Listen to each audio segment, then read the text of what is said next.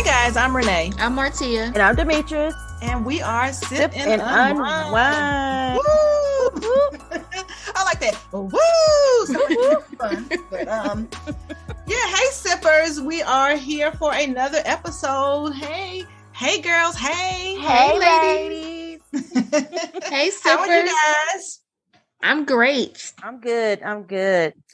All right. So before we get into this episode, we got to talk about the drinks because that's what we're all about. We're all about the drinks. Yeah. But today I'm drinking on some Riesling. So I know it's not the most, what do you say, the most alcoholic one? That's not the right word. Most desired one. Who?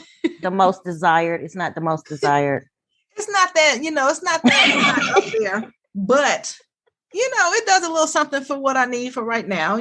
Sometimes I do it hard and sometimes I got to get it soft. And I'm doing it soft today. Okay, lightweight. Okay. Okay, for the lightweight. I like that. Okay, Demetrius, what you drinking on, girl? I got a little mimosa going on. All Just right. a little mimosa with some flavoring. Okay. You got any fruits in them? I have strawberry and banana. Oh, look at Oh, you. that sounds good. It does. It really does. I'm like, I want some of that. Yes, I'll make you some as soon as we do our little meetup. I got you. Girl. Martia, what you drinking on today? I don't even want to tell y'all what I'm drinking. Oh. I'm over here sipping on some Crown Apple and some apple cran. So that's my concoction for the day. Crown Apple and apple cran. Oh, Yeah, Crown tried that Apple and combination. apple cran. Now, I tell you the ratio Is it diet apple cran? No, it's not diet. Oh, man. But I tell you, the ratio of apple cranberry juice to this apple crown, I have to say I can barely taste the juice, ladies. See, that's why I need to be diet. Like, why didn't you just drink it straight? Why didn't you put diet in there? Like, why? Like, what was I the know. point? I should have just poured it over ice, but not today. So she literally did what the bartenders do, the splash. Yep, exactly. Usually they be putting too much juice in there. You're like, wait a minute. Reverse that. Reverse it. You're right. You're right. All right. Okay, sippers. So are you ready for an all new episode? Okay, so get your drinks and sit back for a story about a cold case from Walton County, Georgia. It was in 1992 that suddenly went red hot in the last few years. Ooh. So I'm going to give you guys some time to pause this, get your drink if you don't already have it, give you guys some time to get your drinks. Okay. Because we all should be drinking and listening to this stuff. Exactly. Yeah. Okay. All right. So this is a love story of sorts about Linda Agee and her husband, Randall Peters. So they lived in a quote unquote nice and very safe neighborhood in Walton County, Georgia. So Walton County, Georgia is about an hour east of Atlanta, if you can kind of get a reference of where that is. So it's kind of in the country, but not necessarily the country the way Atlanta is popping right about now. So Randall and his wife, Linda, had twin daughters, and they owned a produce delivery business. The business was very time consuming, so the daughters spent many nights at Randall's parents' house. So over the years, they had a few bad times during their marriage, but that's nothing out of the ordinary. Hell, there's a lot of marriages out there that can that are like that. Can I get an amen, y'all? Amen. But unlike many marriages, Linda had an affair. Oh, okay. So unfortunately, that's common too. So she was cheating on Randall with a dude named Jeff Sargent. Ooh. Jeff was also married with 4 daughters at home. Now, Linda had her side piece, Jeff, and had him so whipped that he even divorced his wife for her. But get this, Linda's husband knew all about the affair his wife was having, which caused friction in their marriage. But they were still married, but he knew about it. So, I guess whatever floats your boat. If that works for you, it works for you. Wow. On March 19th, 1992, around 9:45 p.m., Linda Agee dropped off her daughters at Randall's parents' house. Then their name is Horace. His dad's name is Horace, and his mother's name is Linda as well. Can you imagine having your mother named Linda and your spouse's name Linda? You can never go wrong. Yeah, but I'm just thinking different times. It's not when you're calling Linda's name out, but I guess, So Horace and Linda are Randall's parents. So we're going to call Randall's mother, Linda, mother-in-law, Linda, and then we'll call his wife, Linda, wife Linda, so we don't get it confused. Wife Linda, mother. Okay, got you. Yeah. Less than an hour after dropping off the kids, wife Linda was back at her in-laws' door asking them for help for them to go check on their child, Randall, which her husband, Richard, did. So wife Linda said that when she came home to their house, she saw a tall, dark figure go across the hall. She heard water running and heard her husband, Randall, yell, "It's hot, it's hot." Wife Linda explained that she then got into the car after hearing her husband saying, it's hot, and seeing the tall, dark figure go across her house. She drove the car to Horace and Mom Linda's house to seek help. This is hard to believe. I know. Well, actually, it's too hard for me to believe it. I don't believe it. But can you imagine you go into your house, you see a dark figure, you hear your husband hollering out, and you get back in the car, and then you go to his parents' house. But there's a little bit more within the story, so we'll get to that later. But just think about those two sequences. Okay. So, Oh my God. yeah. So I'll just call it a lie, but that's what we're going to go with. That's what she said. So after wife Linda told his parents about Randall being in trouble, his father Horace raced to the house to check on him. Wife Linda also called her neighbor to go to her house to check on Randall as well. When the neighbor went to the house, he found Randall in the hallway with, quote, a hole in his chest. Shortly after the neighbor found Randall, the police showed up. So when the police showed up, they noticed that only one bedroom and a den was ransacked. The other bedrooms were left untouched. The bathroom was full of water and some blood spatter. There was also a wad of cash lying on the ground in the front of the house. Now, who leaves a wad of cash during a robbery? So Randall's truck was gone too. So after looking around, they concluded that nothing of value was taken from the house other than the truck. So they found the truck later that night on the side of the road, abandoned with personal belongings scattered all on the ground in front of the vehicle. Why? That's just weird. Like, also, there wasn't any forced entry into the truck, so they had a key, right? Okay. And you left a wad of cash. Okay. Yeah, exactly. So did they steal the keys from Randall's house during the robbery? If they did, they did all that just to get the truck. And if they robbed him for the truck, why not just keep the truck? Like, why would you abandon it right down the street and, have all the belongings? Like, who would do that? Who would go through that trouble to go into somebody's house, shoot them, take their car, but then abandon it right down the street? Right. And, so the police interviewed. So that happened. That was between 9:45 and 10-ish hour. So the police interviewed wife Linda at about 1 a.m. that night. And she gave the police this account of the night. So what she said at 7:40 p.m., she went with her daughters to a softball practice at the ballpark not far from the house. The ballpark is called Coker Field. After practice, Linda dropped off her daughters at her in-laws' house around 9:45 p.m. She got back home around 10 p.m. and realized she left her shoes at Coker Field and had to go back to get them. Yeah, okay. So when she left the house, Randall was on the phone. So she non-verbally just let him know that she had to go and get her shoes from the field, from the Coker Field. Wife Linda says she went to the ball field and got her shoes from under the bleacher in the dugout. So then she said at 10:30, she got back to the house and heard the dog barking. She went inside the house, and that's when she heard her husband saying, it's hot, and heard him crying. Oh. She looked up and saw a dark colored jacket in the doorway of the bathroom. And she said she also saw the back door open. So she got scared. And when she left to go to her in-laws' house to go tell them to go check on their son, wife Linda also said that her husband, Randall, kept a set of keys to the truck inside the truck. So my question is, if the robbers wanted the truck and the keys were already inside the truck, why would you go into the house, fill a bathtub with water, and kill Randall if the keys were already in the truck, if that's the only thing of value that was taken was the truck? Right. Like, it doesn't make sense. Oh, boy. It's so messy already. Right. Exactly. So now it's here where the contradicting statements come along. A witness, a youth pastor at that, was responsible for closing down the ball field.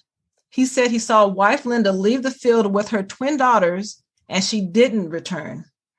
He said he was there until about 10:10 p.m. and never saw any shoes, because one of the jobs that he had to do of closing the field down was to check around and make sure that nothing's left out. And he said there was nothing there, under the bleachers, like she said, her shoes were there. He said there was nothing there when he closed out at 10:10 p.m.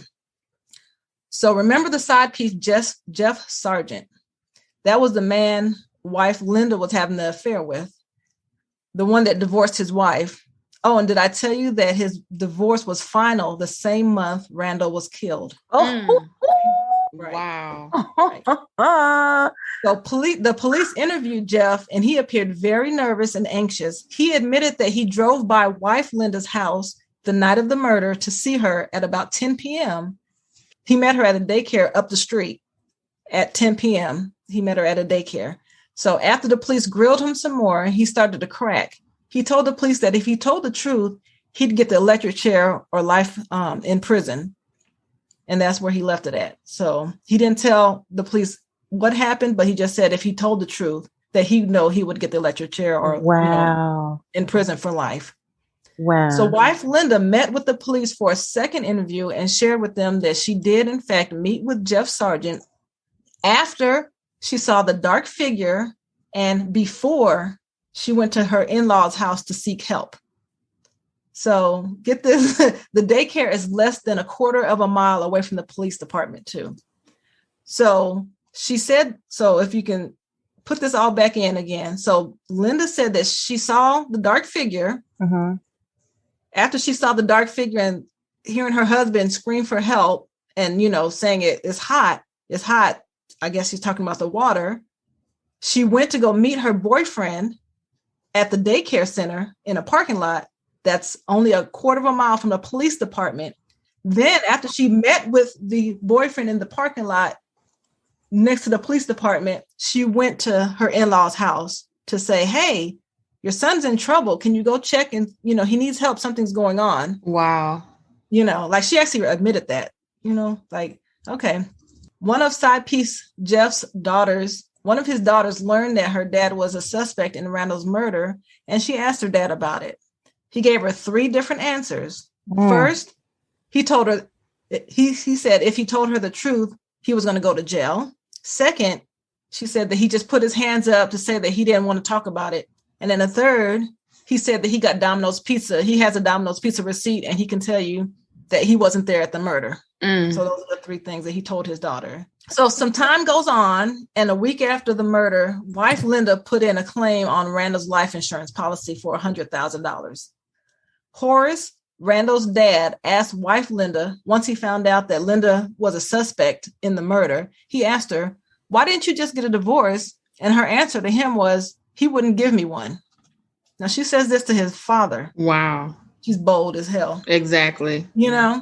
Okay, so the case stalled because they didn't have any hard evidence against her. So a year and a half goes by, and they petitioned the Superior Court to grant immunity to side piece Jeff for his testimony because they knew that he had a story to tell. So the day before the hearing, he and Linda got married, putting a nail in the plans for the grounds of... So he couldn't testify against her? Right, under the grounds of marital privilege. So they got married a day before he was supposed to testify. Oh, this is messy from the beginning. Right. So he couldn't say, he didn't say nothing because, they have grounds of marital privilege.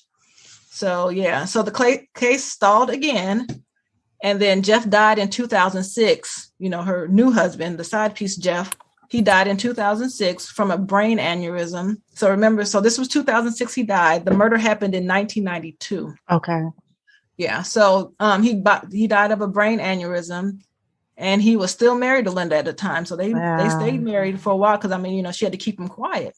That was like 14 years. Right. So, and we still don't know, what his part was. So, I guess it benefited both of them. Wait, how did he die? From a brain aneurysm. Oh, she didn't kill him. Oh, okay. She didn't kill him. Okay. At least I don't think so. Oh, I don't think you can cause that, can you?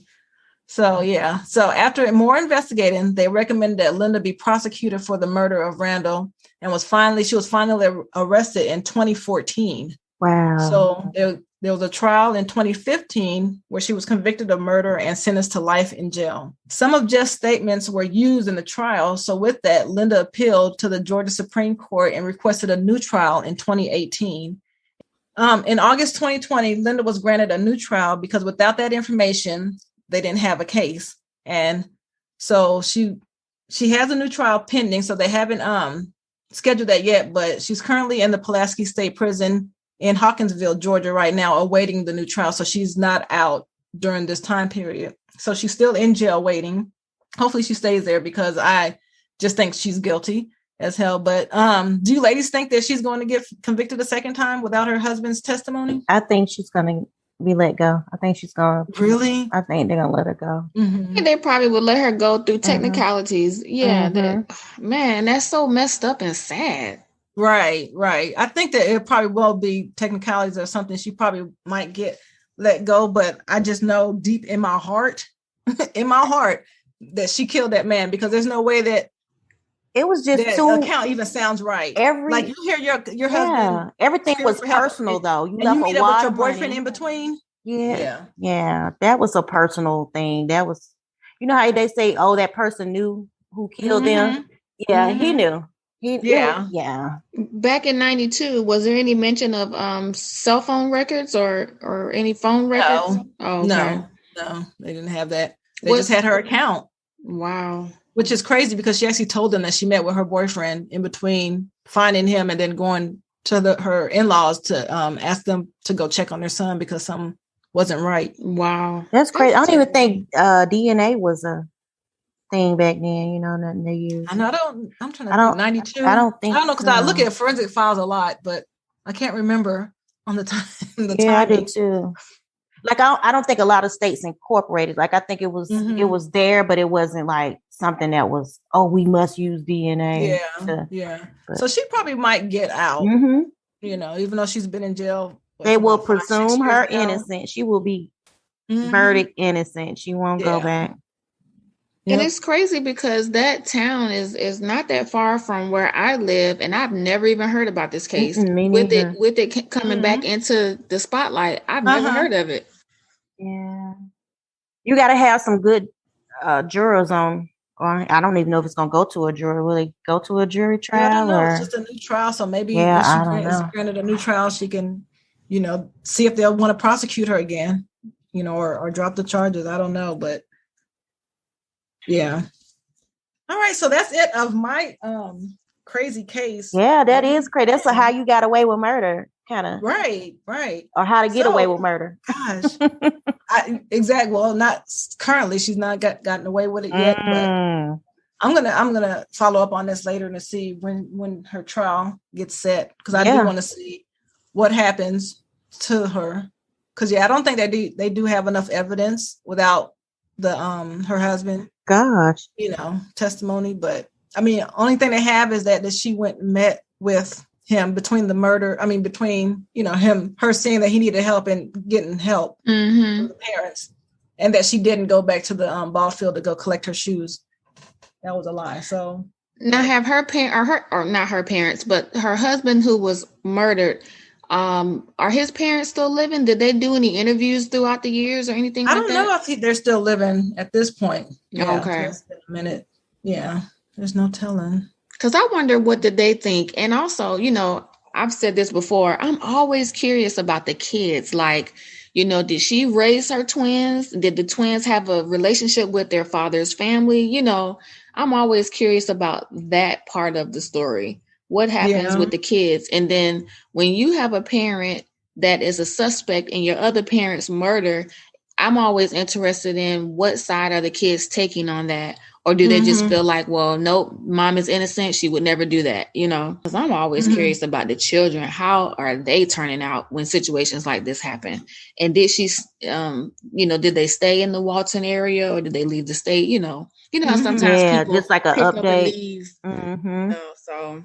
Yeah, because that sounds like it might have been a high profile case, you know, especially for Walton County, you know. Being exactly. That big of a Wow. And it was very rural out here, out that way, especially back then. So, yeah, that's crazy. Wow. Is that considered? That's not considered Atlanta Metro. No, because my county is not even considered Metro. So that's past us. Okay. Yeah. Mm-hmm. It probably will be soon the way Atlanta's growing, though. That's what I'm thinking. Yeah. Atlanta is full. No, I'm just kidding. Right.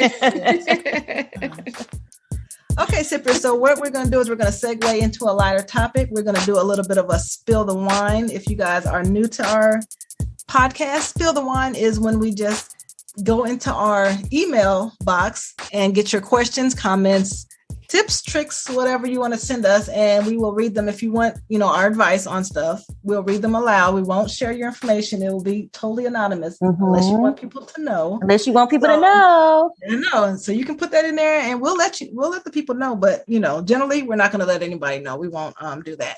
So Demetrius has the spill the wine this week. She's been in our inbox. What's going on, girl? I've been nosy. Okay, this one is anonymous. They didn't want to be known. Okay. It says, I have a friend who wants to be intimate, but his BO, body odor, on his Love Below smells very unpleasant. How do I tell him without sounding rude? I really like him, but his body odor is now a deal breaker for me. Because when he asks for sex, I make up excuses to avoid him. Thank you for any advice. Wait a minute. So this is a boy girl? Yeah. Right situation? Okay. Yeah. She said he has body odor. Yeah, but I guess he wants to be she's been close enough where she can smell it? Well, she said his body odor is really bad. I'm trying to think of what part of the body. The Love Below. I thought she said on his. Did she say the Love Below? Yeah, so I'm taking it that they tried to attempt it, but she avoided it because of the odor. Yeah, I'm thinking, how do you smell it? Yeah, if you're just so you probably was like friends with benefits kind of ish. And yeah, yeah. That's what I'm thinking. Oh no, Martia, you go first. The only thing I can think of here, because I've never experienced anything like this. So just short of me saying, move on, find somebody else with better hygiene. I'm thinking maybe she could have like a date night where she kind of says, let's start off by taking a shower together. And she can introduce him to maybe some body wash or soap that she purchased. Oh, look at you being clever with the response. Yeah, but do you have to do it every time then? No, you put a little spin on it to just kind of introduce him to that, and afterwards be like, I love the way this smells on you, or okay. Because obviously she really likes him, to try to move past this part of it, which is to me it just sounds like bad hygiene, right? Yeah. Because if it was like just one day at work where he came home sweaty, she wouldn't be writing us. So I'm thinking she could just kind of make a romantic, do a little romantic spin on things and introduce him to some new body wash, some new cologne, maybe fresh, clean washcloths. Everyone doesn't buy new sets of washcloths every so many months or whatever. That could be an issue. So maybe the rag is the way my mind is set up. I'm just trying to think when you're saying the smell below. Yeah, it can be either your balls or it can be just you don't wipe your butt. That kind of a smell too, and that can be. Well, she just stated on his Love Below. I guess Love Below is, And I'm thinking too, sometimes, all jokes aside, people don't realize that not just females, but even on males, that could signify the fact that he may have an infection of some sort, Yeah, something internal. Mm-hmm. So, or it could be some external and he can't see it, like something on the outside, like a growth. It could be anything, because body odor is not normal, but it's also not always a hygiene issue. You could have an infection or may need to go get an exam, through your doctor. So I want to put that out there as well. Dudes have that? Yeah. Yes. Like, I won't say yeast infection. I was about to say, like, what kind of... They can pass on yeast infections. Men can get yeast infections, but you can definitely have some issues which you need to go see a doctor about. Yeah. I'm going to tell her leave. I'm going to suggest just leave, because if it's to that point, he's not going to get better, girl. He ain't gonna worry about it. He's gonna be like, what you smell? But some people know by now how to wash. Some people can't even smell their own body odor, What a like some people can't smell it. I'm thinking, like a female, I'd be offended if somebody told me, your snatch stinks. But I'm just thinking, as a man, can't you do it like as a joke? Like, dude, your balls stink. What you gonna, No, because if you joke, they're gonna think it's not really real. Oh, okay. Yeah. So I'm thinking men can probably take that part, because especially if if he smells, he can smell himself. So if other people can smell it, you definitely can smell it yourself. And the thing is, he must look good because she want to be intimate, but she just can't deal with the body odor. She's like, dang, I really like this sucker, but the body odor. That's like what feet smell. I'm not going to deal with your feet either. I'm not going to deal with that. I'm not. That's going to be a deal breaker for me because I got to go every time you take your shoes off. I'm not going to deal with it. I have something about feet. I just don't. Now your toes can have cones on it. You can have it can be cockeyed and one overlapping the other. I don't care, but that smell, I just don't do well with feet smell. I just don't. I've never experienced. I can imagine a body odor. I'm thinking maybe body odor. I don't think I can get past. Feet, maybe I can. You need to change your shoes out or something. But I've never been in a relationship or anything where somebody's feet smelled where I was just like, oh my gosh, what do I do? But I'm trying to think of is that a deal breaker? I can't get past the body odor issue. And y'all know me. I like the way people smell. Yeah, so I'm big on that too. Yeah, if you smell bad, nah. I can't. You coming off the football field or basketball court, tennis court. That's okay because I know you can go and wash. But this is naturally on you every day. No. Yeah. Girl, I'm going to advise you to kick the door open and walk out. See ya. That's what you say to leave? Yeah, Martina, you say to leave too? Well, I said she could put a romantic spin on things. Oh, yeah, you did say romantic spin. Okay, so you say stay, but try to fix it. Yeah, exactly. I'm not fixing your body odor, not a grown man. But they're just friends. Now, if you was my husband, we going to have to work with that. But yeah, but in order for him to get to be your husband, you would have to go through that. Because, and you work. He finna be somebody else's husband that'll deal with it because he wouldn't be me. It could be fixable though. It's. So I think it's fixable, especially if you really like him. I'm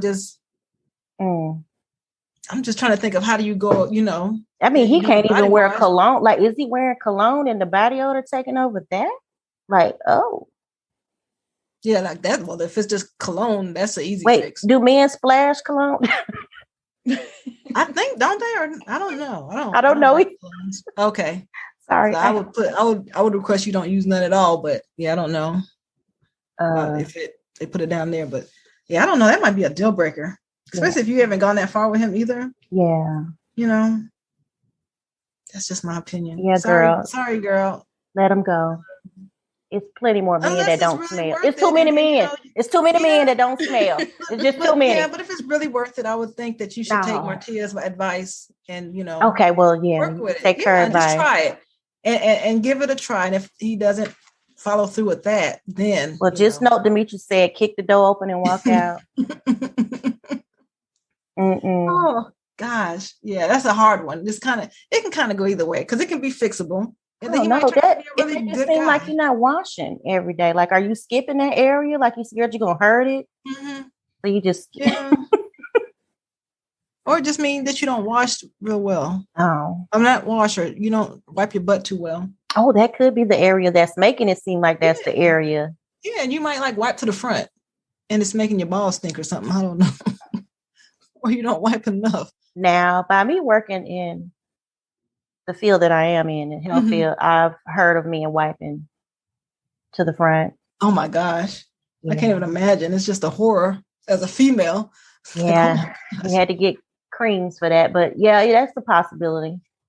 They weren't shown how to properly wipe, so they decided upon themselves to go forward. I don't know why. Man. But yeah, girl. Adios, amigo. He just a friend. Amigo got to go.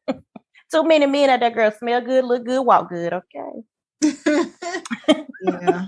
But thank you for sending an email to get our perspective. Yeah. I'm sorry. I thought she was a friend. Okay. Yeah. Thank you, girl.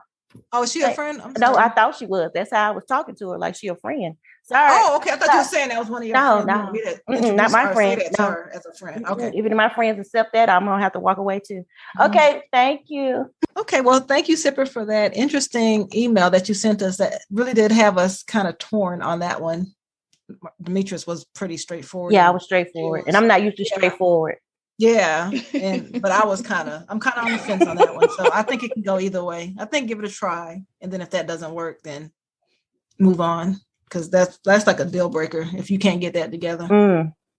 Okay, sippers, we're on to our next segment. What we're going to do is highlight a missing persons case, and hopefully it will draw some more attention to it. And we will post this person's picture on our Instagram page, and you can find us on the web and everywhere socially at sipnunwine, Instagram, Facebook, Twitter, all at sipnunwine. And our email, I don't think I said that before, but our email is sipnunwine@gmail.com. Hit us up at any time. So Martia has our missing person this week. All right. So today we are going to discuss the missing person case of Tiara Williams. Tiara Williams was born on June 18th, 1996. Tiara was close to her mother, Danielle, and her brother, but not much is known about her relationship with her father. Tiara had a busy social life in high school and had plans to work with children and people with disabilities. During her senior year, Tiara moved out of her mother's house and moved in with her grandmother into the Stony Brook apartment complex that's located in Greensboro, North Carolina. Tiara was enrolled in Guilford Technical Community College not long before she disappeared. On January 7, 2016, at approximately 8 a.m., Tiara went to the college to finalize her enrollment. Later that evening, around 6 p.m., she went to her mother's house to help her take down holiday decorations.